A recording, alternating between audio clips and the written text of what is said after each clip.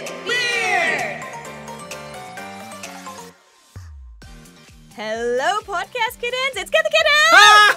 Ladybeard! Welcome to another teeth-shattering installment of Cat with Beard! We're back with more Katsura Sunshine! Lovely to see you again, sir. Hello. Good to see you Good again, to have you here. Yeah, long time no see. We were already asking so many questions while the camera wasn't running that we are gonna go So let's and start repeat the them all episode over again. again. So, Rakugo, you went and became an apprentice to learn the ancient Japanese art of Rakugo. And I was a bit curious about like a little more details, and you just started. So, just take it away from here.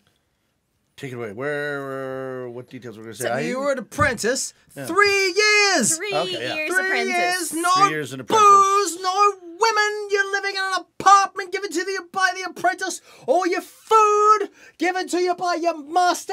Everything that happens dictated by your master. You go to the restaurant. The master orders the food. You must eat the food. Whatever you're given, you get no choice. You do as you're told. After 3 years, you got your freedom.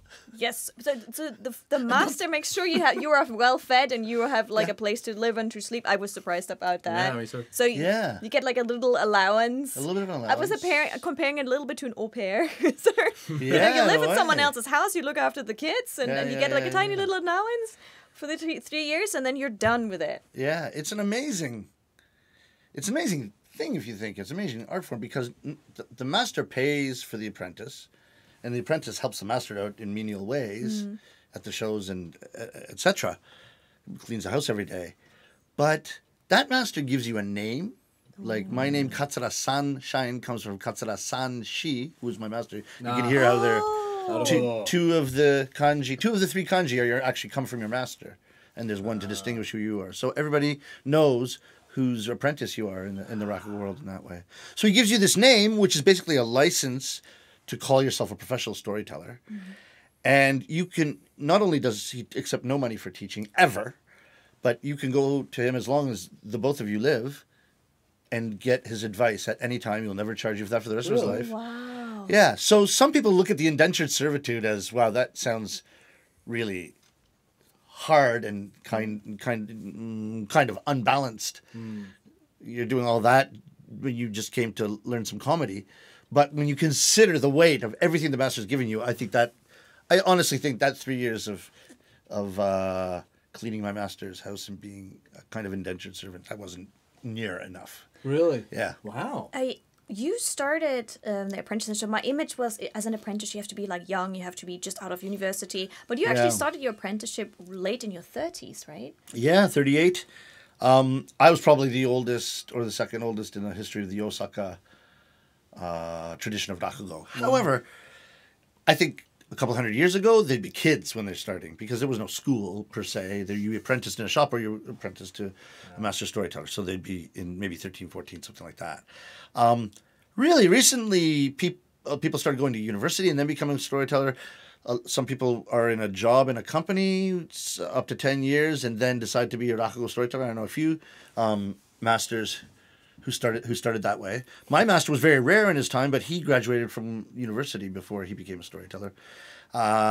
So the age is it's not like I was 38 but most everybody else is 14. It's been going higher and higher. Late 30s is not unheard of. Right. And mid 30s is quite common now. Yeah. Wow. One question there. Yeah. A lot of Japanese art forms, for example, Kabuki, are male only. Is Yeah. Rakugo, are there also females who do Rakugo? Yes, such a great question because it was very much a male-only world. However, more and more women have been joining now. I think it's up to 10% now. Oh, wow. Female Rakugo storytellers. Oh, wow. But when you think about this, the oldest living and most experienced female master is, I think, 65 years old. So that's how recently women have been accepted into that Rakugo world. Now there was a great. Do you know the NHK Asadora? Yeah, the Asadora morning is a drama. morning drama. A few years ago it was called Chiri to Techin. It was about a young lady trying to make her way as a Rakugo apprentice in this very male-dominated world. Oh. Wow. That was super popular, and at least in the Osaka Rakugo world, because I'm not sure about the Tokyo world, but the world I was in, a lot of female apprentices, a lot of female apprentices, the numbers increased of young women want to become Rakugo storytellers because of this influence. Yeah, so it's really been growing, but still very much, yeah. So they found out, hey, actually, I can do this. Yeah. The image, like breaking that wall a little bit and going like, oh, actually, women are allowed in this world, even though if it's tough. So good to know. Yeah, you have to have a bit of a thick skin. But I mean, that's the thing. It's a bunch of comedians, so they just want to. Yeah. What do you call it? Like, have a good time. Rib on each other. Yeah, rip on each other. Probably. Yeah.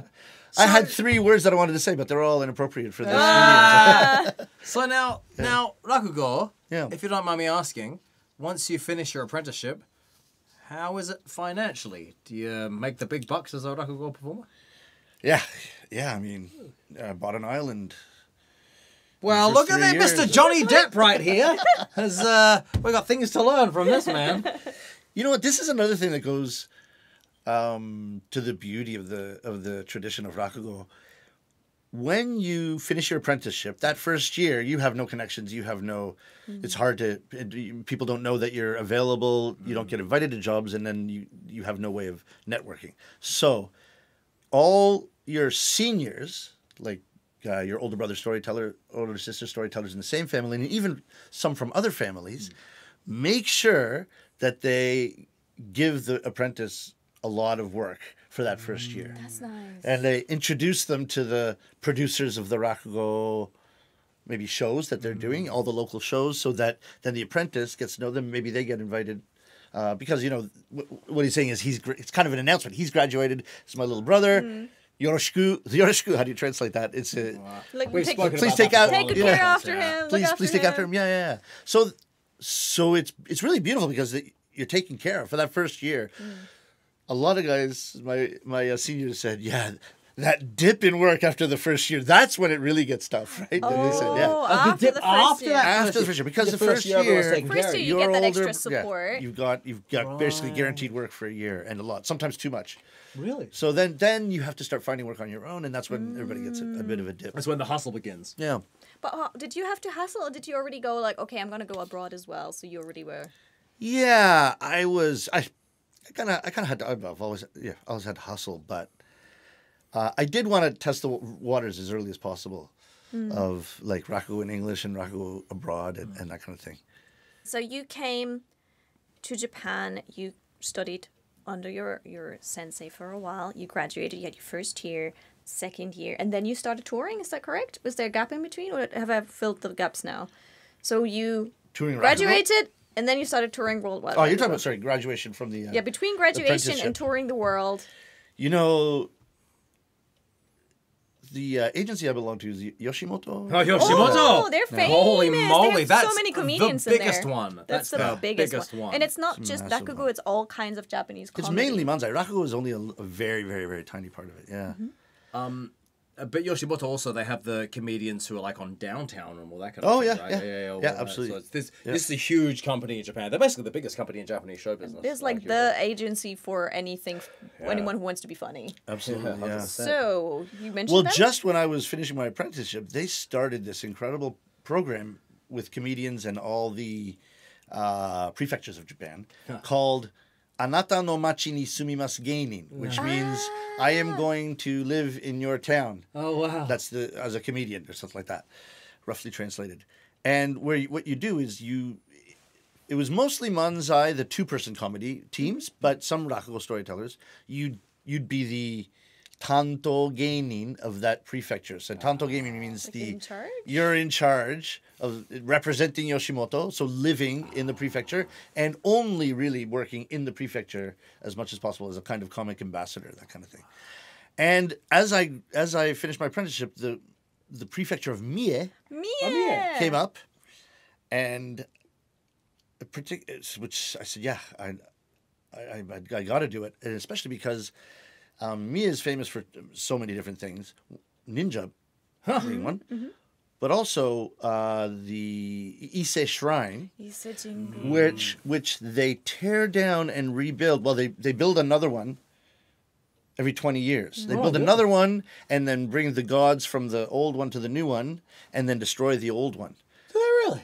Yeah, it's an incredible. They plan years, 6, 7 years in advance Yeah. for this, once every 20 years, and it was that year. So, Oh. as a part of being part of a community there, I got to participate in all these things. Which I mean, what comes once every 20 years, and if I didn't have the chance to live in Ise, I never would have experienced. That's so it was remarkable. amazing. Yeah, it was amazing. Yeah. That shrine is, I think, the most important or most known shrine of Japan. It as is, well. yeah, It's yeah. like Is it the really? core Yeah, it's the where most- everything comes from. Yep. So it's like a really big deal. That's what Really? Ise is very famous for, Ise Jingu.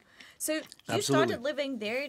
So did you have to like build your own house, or what was the So you're not far from the truth.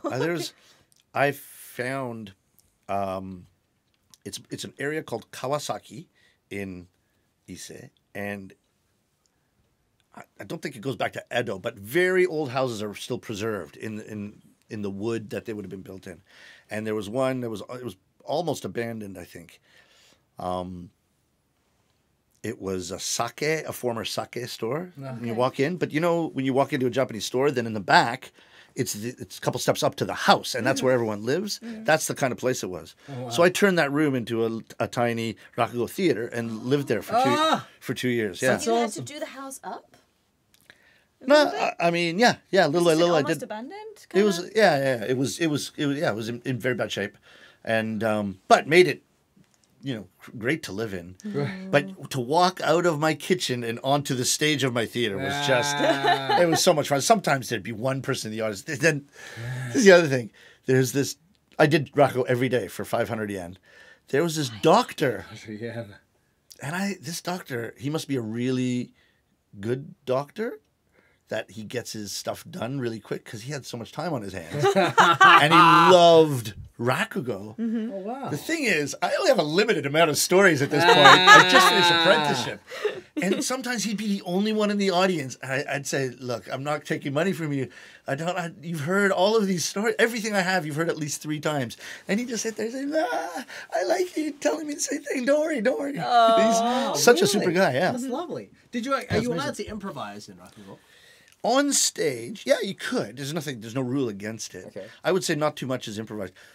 I'd say my set pieces are my set pieces, but if I see the audience might like this, I'll change the direction I'm going in. So Okay. in that sense, it's improvised, but not too much. You're not waiting for hecklers or anything like that. Right, I see.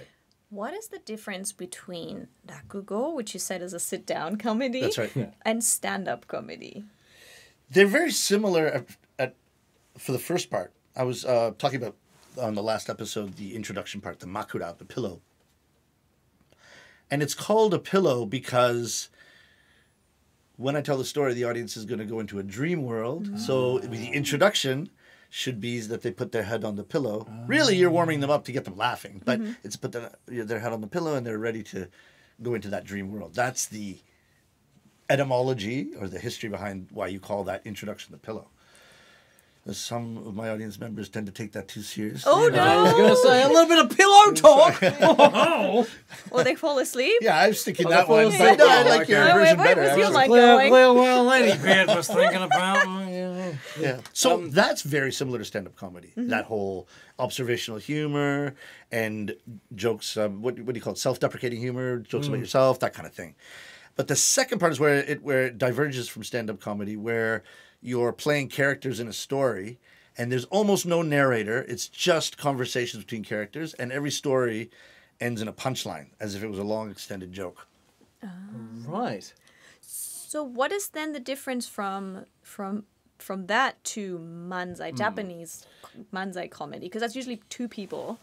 Yeah, Manzai's 2 people. Apparently, it can be 3, but I've heard of variations like that. But basically, 2 people, and it's a straight man and a clown. They're called the tsukomi and the boke. Straight man and the clown. And very, very similar to American Manzai, which came out of vaudeville and, Abbott and Costello and that kind of thing. Its roots are very, very similar to that. Now, in the States, and I think in the West, that 2-person comedy just got old, and so you don't really see it too much. It became old-fashioned. But in Japan, instead of allowing it to go stale, they started a ton of variations, like 2 clowns, or interchange between the clown and the straight man. between the two That's people. interesting, okay. Or like konto chik, it's like they're playing different roles and making a little bit of a play instead of just a banter. Or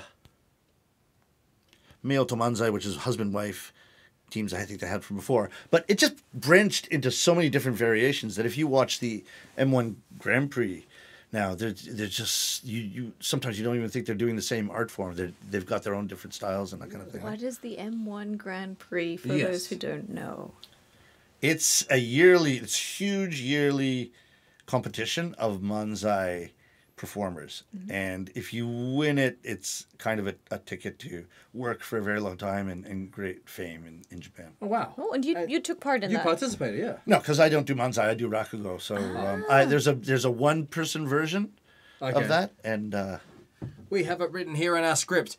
I heard that you and Mr. Levy have participated As a matter in the of fact, M1 sorry. Grand Prix. sorry, you you're have right. maybe participated in it? And that's not like something I'm trying to hide. The second it came out of my mouth, I was like, well, no, actually, I did participate in that. So that was a one-off because it was not Rakugo, it was Manzai. So you got a partner. Yeah, And then tried Manzai. Why Yeah. did you decide to try Manzai for a little bit? Well, I met this guy, Lee Gose, the Lee the Fifth, who's a huge American man, much taller than me and about 3 times as heavy. Oh, wow. And his kime gyagu, or his Punchline. trademark punchline, Yeah. trademark punchline would be Shibai Taroka, which kind of means I'm gonna kill you, or so it's in funny Osaka dialect. But he'd find the smallest detail of a mistake from a convenience store worker, and he'd do this. I'm gonna kill you. And it's just so over the top that the guy's hilarious. And it turned out, because I was still an apprenticeship at this time, so not supposed to be doing these kinds of contests. But number one, my master loves these contests. Yeah. And number two, this American, the big American who was Lee Gose, he happened to graduate from the same university as my master. And people love that kind of stuff too. So I thought, there's a chance my master will let us do it, because it's kind of cool. So I introduced him. First of all, he was elated that this massive American was one of his kohai, which means junior in university. And then also, go try. So we did it. Yeah, it was fun. It was a lot of fun. Great. So you've Great. been like dabbling with a lot of things, but you just found that this is your style. Rakugo is so much fun to do, and especially now, so much fun to do abroad. This year is the year of the languages. I'm going to do it in French and Italian, Oh, wow. and hopefully by the end of the year in Chinese. Whoa! So let's just have a word about these languages. Sure. So I imagine you grew up speaking English and French, being the Canadian that you are. Yeah. But you seem like you have a gift for the languages. You can learn them quickly. Yeah, I used to when I was younger. I picked them up much more quickly, yeah. Is that right? Yes. So, okay, so all right, so you came here, you got your Japanese going on, Got a Japanese going, yeah. fluency Japanese. effectively. Now you're doing Italian and Chinese. Now, Italian and Chinese, I don't know, so I'm memorizing the script. And growing up in Toronto and going to like St. Michael's College School, which was my high school, half of it was Italian. So I grew up with Italian in my ears. okay. I loved opera. I learned how to sing some opera. I studied Latin. Italian has similarities to French. Italian, like the words, a lot of them, you could read the sentence just by knowing English. So Italian is not that bad, but I can't speak it yet. I don't know the grammar, so I'm just memorizing a script. Okay, I see. But I know how it sounds like. Chinese, same thing. Right. So the reason I'm doing both of them at the same time is because Chinese alone is so taxing that when I need a break, I just go over and study Italian and allow my brain to relax, and then go back to Chinese again when I'm well rested. So, That's hilarious. Do you adapt your stories? Like, obviously, especially humor, is incredibly hard to translate. Yeah. So do you adapt your stories to the cultures, and if so, how? very little. And when you think about what the audience is coming for, it makes sense that they're coming to see or to get a taste of Japanese culture. So they're prepared to learn. They're prepared not to understand some stuff. They don't want to go to an expensive sushi shop and eat California roll. They want, like, give me... The real thing. Yeah, give me what Japanese... I can't go to Japan, but I can experience a bit of it now, right? So for that reason, I'm not adapting anything for New York specifically, London specifically. When I put it in French, I wouldn't change it for Montreal or Paris or anything like. There's none of that, except in the introduction. You might say a local joke or something if you notice. But for the actual stories, there's no adaptation at all. Okay, let's say Ladybeard tomorrow says, I want to be a Rakugo artist. Tomorrow, I want to be a Rakugo artist. What would you advise Ladybeard? Shave and cut your hair. Oh, come on now! that's That's not the same Ladybeard advice as if I anymore. wanted to be a banker. How can these two things be the same? Oh, Sometimes the circle meets at a very fine. oh no! All right, but What about a different random human yeah, being? random human. Say I want to be a Rakugo artist. What would you advise me to Or do? your Find a nephew Steve. sensei, or like Yeah, first go- practice this, sir. or Go see a lot of Rakugo. do I also have to cut my hair? No, Shave they're your perfect. head. Okay, so you Well, just that's shave. Your head. it's not for me to say. The master has the final say on all these decisions. Oh, okay, fair Alright. enough, fair enough. In fact, I this is not my natural. I'm brown. I don't diet like yourself. What are you talking about? I don't die anything. I was sorry. I probably shouldn't have given that away. I'm dyeing my hair at the behest of my master when I entered apprenticeship. I was going to say, this is why you're sunshine? Because the Yeah. old blondie blonde? Well, no, I'm blonde because I'm sunshine, so the Yeah, I opposite. see. But he said, he pointed at me with my brown hair. He pointed at me. He said, "Sunshine, you don't look foreign enough. Dye your hair I was blonde." about to say, you got to be more gaijin. You gotta be more gaijin, yeah. You see that a lot though with any kind of foreigners entering the competition here. At the Yeah, yeah. start, at least everyone will be blonde. Right, yeah. I speak for myself. At the start, I was completely bleached blonde for a couple of years. It's just the image that a lot Yeah. of Japanese people love seeing. Can you make your nose bigger? So, Yeah. so find yourself a sensei. Yeah, find yourself. So basically, you get to choose your master. That's the last decision you will make for a very long time. Right, really. After that, you're at the behest of the master. If the master says this white is black, you have to say, it's a beautiful black. That's strict. But you have free choice over who you want to ask to teach you, whose apprentice you want to be. So I would go see lots of people and find which one I speaks see. to you. Right. And would you want to also research what it's like to be an apprentice to that master? Because their on-stage persona could be totally different from their personality as a human, you know? Yeah, you don't know what they're going to be like as a human. Well, you've got time to get to know them before you necessarily ask them. see. If you're a fan, maybe you can talk to them after shows. Yeah. Maybe you. When you're apprenticing, what happens if you get gastro? You're expected to keep going to work anyway, or are you allowed to rest out? No, of course, you just call them. You call the master and Okay, say I see. this, and they'll. But you first call the other apprentices so they can start to. You might have a crucial role on that day, helping with the show or something like that. So they have to cover. But then you could, if you can't phone the master, then you could get one of the other apprentices when they go to the. They go to the house every morning to clean and start the day, so they could they would. So you don't have to just convey that information. don't yeah. have to just gamunch No, I had. I didn't have that. What did I have? It's your back. What do you call it? Gikurigoshi. Do you know what that is in English? Okay.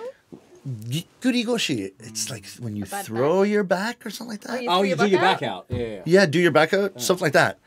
So I had that. You can't. I don't know if you've ever had this. You can't move. Oh no. It is excruciating, and you can't get out of bed. So, but I don't think it's really associated with young people, especially how young you'd think an apprenticeship under apprenticeship would be. So I was getting on my master's nerves for already a year and a half at that point. Because, I'm slow, I'm big, I'm cumbersome, I'm not like the quick young Japanese apprentices, right? So then when I called in sick the first time ever, I said, I threw my back. He's like, oh my ochayana, which is like, you are an old man. He said, just take it easy. My goodness. You're bringing up some great... I haven't thought of that story for years You should make a and bit years. about it. Make a Rakugo story Yeah. about doing your back out. Absolutely. Exactly. So, what qualities would someone have to bring to be a good Rakugo performer? Because I'm sure you've seen apprentices everywhere. Some are doing well, some are maybe not doing so well. Some maybe never actually went into it and they just stopped after they finished their apprenticeship. Maybe Yeah. they never finished. What qualities does someone have to bring? You just want to be a sponge to soak up as much as you can learn. Like when you're in an apprenticeship, you're doing all these menial chores, but the master's teaching you at every minute if you're looking. Every time he talks to a fan, every time he talks to a television producer, every time he's talking on the phone to the Rakugo Association, every time he's giving an interview for the press, he's teaching you. So if you go in as a sponge, here's something you'll find interesting. There's Rakugo clubs in universities, and people do Rakugo as a hobby. So quite a few people who did Rakugo, the Rakugo club, the Ochiken, the Rakugo club in university, then go to masters and ask them, did it actually turn professional? The masters tend to hate those guys at the beginning because they've picked up a lot of terrible habits as amateurs. There's nobody to tell them what to do, and they've had a lot of fun and getting laughs. And at the first part of your apprenticeship is not about getting laughs. It's about speaking loudly and in a good rhythm and making it easy for the next person to perform, warming up the audience in a way. So these guys are like the stars of their university team, and then they come to they think they know everything, or they think they can start at a level higher than the guy who came off the street and doesn't know anything about Rakugo. But it's actually the reverse. I've seen my master just shake his head sometimes. Really? At those guys, yeah. Wow. So kind of they are like really, already like I was doing well at university. Yeah, you don't want to say that at all. Really? Daryl, you want to hide that fact. Humble yourselves. Humble yourselves, children. I see. This sounds like the Karate Kid of like your, or like your bowl is already full. You need to first empty it before you can start learning. That's a Hollywood movie, so look, a lot of things are going to be exaggerated, and there's going to be cultural mistakes, especially at that time. However, it is incredible how accurate, like even just what you said about the bowl, wax on, wax off. Like, why am I cleaning my master's room and folding his kimonos in order to become a comedian? It's wax on, wax off. Same thing. This is nothing to do with karate, right? But that actually that apprenticeship, being your master's servant for 3 years, has everything to do with what I do on stage. And it's very hard to express in words, but you think it's nothing. It is actually everything. And that Chronicle was so accurate for those little points. It's interesting. Remarkable. Oh, have we made it to the end? What do you reckon? Is that Mr. Sunshine? Is there more that you want the world to know about yourself? Rakugo, do you want to plug your tours? Anything? No, if I had my wish right now, I'd love to do 5 more episodes. Yeah, this is a lot of fun. It's hilarious, yeah. So how can, for example, viewers abroad see you and enjoy Rakugo? Yeah, you're in London, you're in New York, so... Yeah. So let us know I have a website. Is that good? Yeah, yes, that's great. That. It's Rakugo.lol. Lol.lol. Rakugo.lol. That's awesome. I couldn't believe when it came up as one of those domains. You got to be kidding me. I got to get this. That's hilarious. Got my hands on Rakugo.lol. Rakugo.lol. And so there it shows the New York shows, which is every month on Broadway, and the West End shows. And then it has a list of tour dates. Some of them are private shows, so unfortunately you can't get them, but other ones are, yeah. So that's that. Rakugo.lol. I don't know. So. And your Instagram is? Instagram is at Katsura Sunshine. At Katsura Sunshine. And Katsura you spell? Katsura. And on TikTok as well. And the Tickiest. Tickiest. Hell yeah. Well, this has been fantastic, sir. Thank you so much. Yeah. So much. It was 2 a in a real row. pleasure. What can I say? Cathy Cat, where are you on the internet? Cathy Cat _TV on Instagram, Twitter, Twitch, and also on Ash Japanese on YouTube channel and NHK World with Japan Railway. Journals! Journal. No S. You almost had it. So close. This is another episode in which Ladybeard didn't quite catch it. But Ladybeard, where can we find you on the internet? You can find me at Ladybeard _Japan. Please also follow my group Babybeard at Babybeard _Japan. I have a paperclip. I'm going to throw it at the camera. Missed. There we go. It was a real pleasure having you. Thank you so much. Mate. It was so much fun. Cheers. Thank you so much. Yeah, keep in touch. And we shall see you next time on Cat with Beard. Auf Wiedersehen.